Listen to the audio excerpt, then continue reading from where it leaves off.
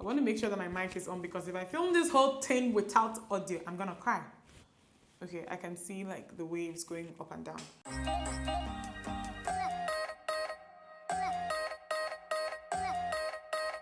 Hey everyone, welcome back. So I really wanted to film today, but then I wasn't really sure what to film. And then I saw that there's this tag that everyone has been doing. It's the truthful YouTuber tag. And I've seen quite a few YouTubers do this tag. And I was like, I'm going to jump on this. The questions look really interesting. There are questions that actually like allow you to think before you answer them.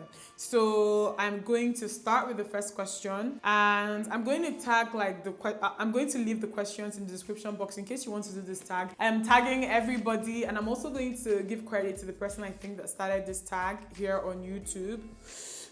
Okay, the first question is, have you ever received the product, tried it, didn't like it, and then decided not to review it? Yes, I did this as just like 2 weeks ago. I returned something because we were already in the talks. We're talking about sending an invoice. They were going to pay me money and I was supposed to get back to them with an upload date when the video is going to be ready. Guys, like with me, I don't know, because everybody tends to be different. My process is I don't receive payment from anybody if you guys have not sent me the products that I'm going to be reviewing. I need to see what I'm working with.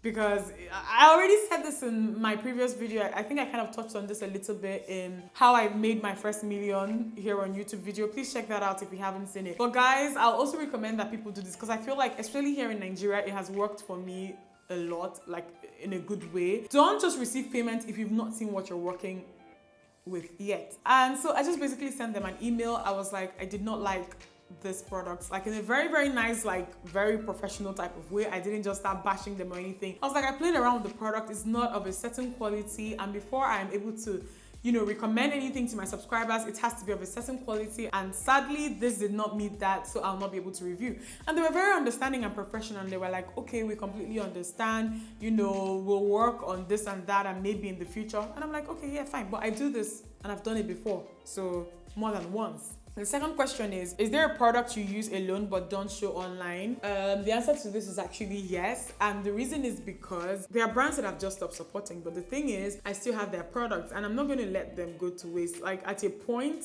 some point in time, I've probably shown you guys this product here. I believe that I have shown you guys these products here, but then I've just stopped pushing them. And reason is mostly something that has happened behind the scenes between me and people who represent them. There was this brand that I used to support heavily on this channel. There was even a point in my life when I used to blog, when I still used to write written blog posts, I used to call myself a whore for the brand. Okay, every single thing that they dropped, every single thing that they released, I went into the store and I got them and I reviewed you guys. And sometimes you guys are not even asking for a review, but then I love the brand that much. Around 2017, 2018, there were some really shady things that they did at the time. And I was like, you know what? I'm not going to be here killing myself for people who genuinely don't care. So I just stopped. However, there are some things from them that I got. There was a highlighter palette that I went out and I got from them. Not even because at that point I had decided that I was not going to support them anymore. But then I bought that highlighter palette because they had launched it in collaboration with another YouTuber. And because I wanted to support that YouTuber, I went and I bought the highlighter palette. Showed it a few times yet, have not shown it to you guys again. Products you want to buy but won't because you don't support the brand. Yes. I'm becoming a lot more conscious and a lot more in tune to the reaction of people in this community, especially Black women. And just like, I don't know, if people are just treating us a certain way, I don't care how good at this point that someone is telling me that your products are. Like, I have to stand for something at a point. If a brand is not able to comport themselves in a certain manner, then you're not going to see me there. The next one is, do you have any blocked words? Actually, I didn't even know that you could block words here on YouTube, but I know that I have quite a few blocked words on Twitter. Let me see if I can pull up some of them. I block words on Twitter a lot, you know, especially if they are really triggering things. I just block them immediately. I have blocked quite a few. Or sometimes if there is something, maybe a movie or something that has come out and then people are talking about it and I don't want to have, like, I don't want to see anything about or just have anyone spoil the movie for me, I block words. I can't seem to find them. Oh, I just realized, let me tell you guys, there was a time that I I think I deleted my Twitter, and then I realized that I actually did this recently, about 3 weeks ago, and then I was so bummed because I realized when I came back that if you actually delete your Twitter and think sign in again or something like that, your drafts disappear and your muted words disappear. That's what happened. Okay, that's what happened to me though, because I found this very strange. And I don't know if this is the case for everyone. Somebody please correct me if I am wrong. But then when I logged on back to Twitter, I couldn't see any of the drafts that I had. The next one is, do you delete comments? If so, why? Yes, I have deleted comments in the past. Like most of the times when people come and just say really controversial, heated things or just like ridiculous things, I just leave the comments there. So most of the time, some of you even come for those people. And in cases where I feel like, I hardly ever do this, but in the very special cases where I feel like the person has to be corrected or just set correct, I reply the person. But then they're very, very like stupid. Like when you know that somebody's just being spiteful. When people just come and then keep coming back again, and it dawns on me that those people are just being hateful for no reason, I can just delete your comment on YouTube here and block you. The end. The next question is, do you block people? Guys, I use my block button diligently. I don't think that there is any, I don't really block people that much here on YouTube. I hardly ever block, like when I say hardly, rarely ever block people on YouTube. I hardly ever. And when you block someone on YouTube, it doesn't really block the person from seeing your videos. I think it blocks the person from leaving more stupid comments on your channel. For you to be blocked, you must have said some or done some really stupid something. However, Twitter, oh my God, I don't think I have blocked anybody as much as I have blocked people on Twitter.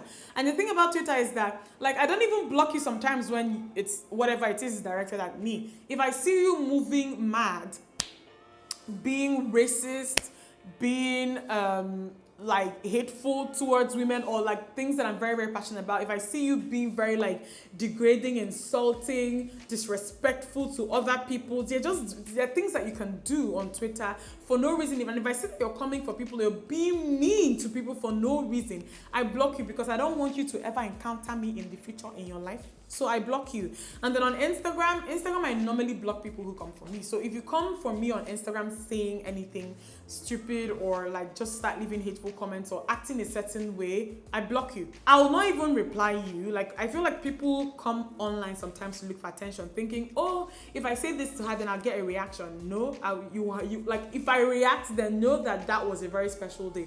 Mostly, I just like delete the comment, or I don't even delete it. I just block you. Okay? Peace be with you. The next question, this is number 7. It says, have you ever lied about a product to stay in good terms with the brand? No, I have never done this. I would not recommend that anybody do this. Like, I don't see the point to stay in good terms with the brand. Like, I don't understand why anybody would do that to maintain good relationship with, like, I don't know, even if it's like PR, that you're on that PR and you're receiving free products all the time, like you're not I'm not saying that being paid even justifies you lying. You shouldn't lie to people, period. But then why would I lie to stay in someone's good graces? Especially when I know that it's not that deep. Like, if I don't like one product, like, I should say that I don't like it, because I know that if you're a brand that keeps releasing products, you're going to come up with something that I like. And when I like, I'll share with people that I like. I'm like, don't lie to people, guys, please. The next one is, have you ever initially liked your product when you reviewed it and then changed your mind but didn't let your audience know? Guys, this hardly ever happens, because if I use something and I don't like it and I start liking it again, like, you guys will, if you watch my videos diligently, you will know that oftentimes I come back and be like, oh, I used this one time and then I didn't touch it again, but then I've gone back and I'm loving it. This is always what happens when I use products for the first time and I don't like them. So if I end up liking them, or if I start liking them, I always share with you guys that I'm now liking them, if that makes sense. So yeah. The next one is influencers you don't trust. This is actually a very easy question for me. Like, people who are not like, who don't really review products for a living, who like, I would like I don't want to be like I'm talking about this again, but then there are certain mainstream celebrities who also sometimes kind of do influencer work that I don't trust them when it comes to certain products, because I know that they cannot answer product questions that I have. And this might come as a shock to you guys, but I actually buy things based off of other people's reviews. So like people who are kind of like mainstream celebrities sometimes who cannot answer questions when it comes to those products, who I know might like have makeup artists or something who do their makeup all the time, telling you that something is good maybe because they pay the person to do it. I'm not saying that some of them, like all of them lie, but then the probability that I'll, like, if I really want that thing, okay, what I'll do is I'll kind of double down and go and watch reviews from people who I like trust, you know, and see what they have to say about the product. So I remember there was this big Shea Mitchell controversy sometime last year, and I think it was very funny because she was trying to push a skincare product. She like doing this as she wasn't even wiping the thing. Like she was pretending to use the product, but she wasn't, and people saw through it immediately. Influencers you trust the most. I really trust certain people when it comes here on YouTube. There are no nonsense people who I know that they are just going to tell me the truth all the time.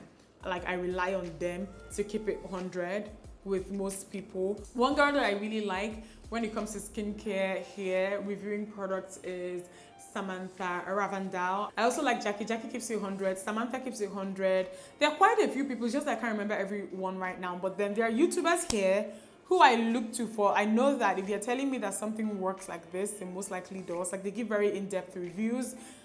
I love those. The next question is secret tips or product application you don't show while on camera. My brows, my lashes, and it's because I have dedicated videos, like videos dedicated to these things. So, and I feel like they tend to be redundant, like doing them over and over again. There is really nothing unique or new to the process. So I always like to link them, but then it's not like I'm hiding them from you guys. There are videos dedicated to them on my channel, and I'd rather you guys watch them in detail and just like learn than like seeing me doing it like really quickly without really explaining anything, if that makes any sense. The next one is, have you ever showed one product but you were actually using another? I have actually never done this. I don't know why this is funny. Like the only thing I'd say that I'll do is like kind of start doing something and then maybe like not show the whole of the thing, like show the beginning and like kind of show towards the end. But then during that period, switching to something else, like no, I have never done that. I feel like that's really shady. The next one is, have you ever not disclosed a sponsorship, guys? Like this whole disclosing sponsorship is such a new thing, and I know that people are doing it now. So most of the times when a video has been sponsored, I always say in the video at a point, or I leave it in the description box. So there's always like an FTC disclosure. Like that's how we always used to do it, and that's how I still do it sometimes. So I always like disclose in the description box. Have you ever had a bad interaction with a brand? Yes, I have. Like one shocked me this year where like they thought they could shout at me with the emails, and I'm like, why would you talk to me like this? What did I do to you? You know? And people do really, really strange things, and some of the way that people move sometimes made me really happy that I just give an address that I know that like to deliver things so you don't have access to me. So people can be really like, this brand was so rude. Whoever was talking to me, sending an email to me, like being very condescending. I'm like, this is a brand that I have supported, used their things in videos before. And because they had sent me products and I hadn't used it at a particular time. Guys, like I always say, like, you know, PR is something I use when and if I'm able to. I'll keep trying to figure out a video that I can incorporate your products in and use it. So I guess maybe they got tired of waiting, or they thought that free makeup is something that I cannot live without. You know, I receive so much makeup on a weekly basis sometimes that I don't even, like I'm trying to do a giveaway soon. Guys, don't worry, I'll do a giveaway soon.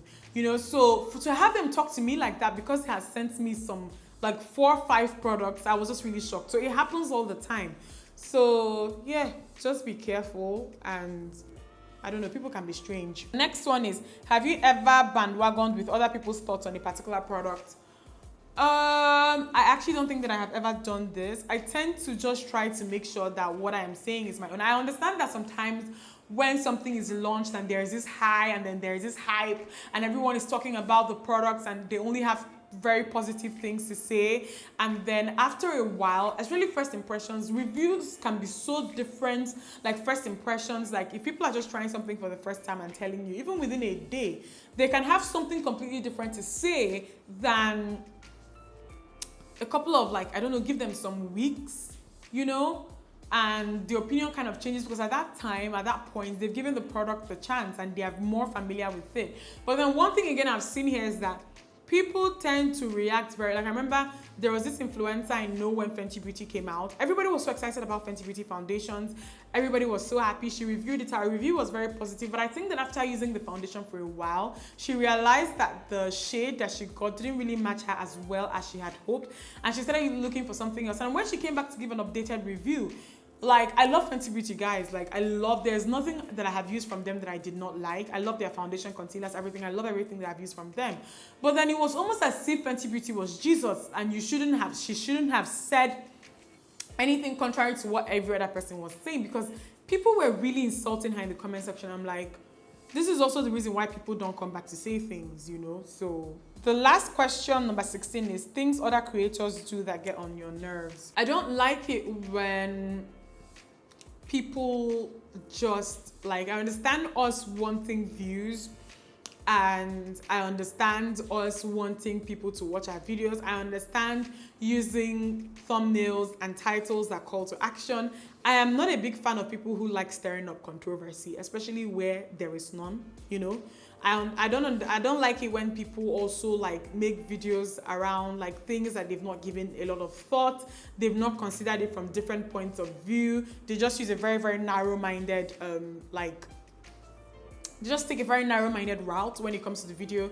I also don't like it when people generalize a lot in videos, especially when it comes to opinions that they should not be generalizing in with, whatever. Like, they should, especially when you know that they're talking based off their own experiences, they should personalize everything they say and not try to generalize. So it gets on my nerves when people generalize like that. Okay, so that's, oh, you guys can see my mic. Let me put it down. So that's basically it for this video. I think it was really quick. I hope you guys enjoyed it. Give it a thumbs up if you liked it, and subscribe if you're not yet subscribed to my channel. I'll see you guys in my next one. If you're wondering what lipstick this is Maybelline's Superstay Matte Ink in Pioneer 20. It looks like this. That's what I have on. You guys know that I love my red lipstick, so I'll see you guys in my next one.